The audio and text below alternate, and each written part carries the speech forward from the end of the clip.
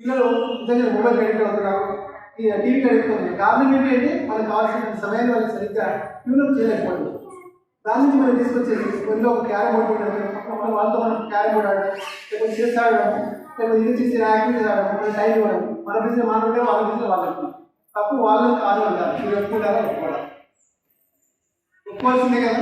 కాబట్టి మనం ఎలా చేద్దాం. అందుకే ఈ లాస్ట్ టెక్నికల్ ఏమనుకున్నా అంటే అసలు పేరెంట్స్కి కూడా మనం ఓరియంటేషన్ చేయాల్సిన అవసరం ఉంది అనేటువంటి ఆలోచన వచ్చింది. ఎంతసేపు మేము చేస్తున్నాం, మీరు చేస్తున్నాం, కానీ మనం చేయట్లేదు.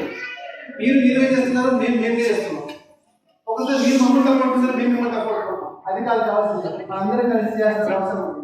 ఈ సమాజంలో వేరే వాళ్ళు మనం కంపేర్ చేయాలి. మన పిల్లల్ని ఎలా కాపాడుతున్నాం, మన పిల్లల్ని ఎలా సమర్థంగా తయారు చేసుకుంటాం, మన పిల్లల ఆరోగ్యాన్ని ఎలా మనం పరిశీలన చేసుకుంటాం, పిల్లల్ని విద్యాపరంగా ఆరోగ్యపరంగా అన్ని సమర్థులంగా తయారు చేసుకుంటాం. ఇది మనందరూ బాధ్యతగా ఆలోచించాలి.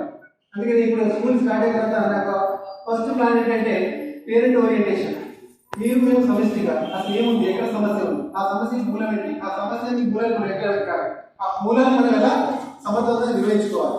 ఎవరు పత్రాల గురించి ఆలోచించుకుని కూర్చోరు. ఫస్ట్ మనం ఆలోచన తయారైతే ఇది వాళ్ళు ఆటోమేటిక్గా ఫాలో అవుతారు.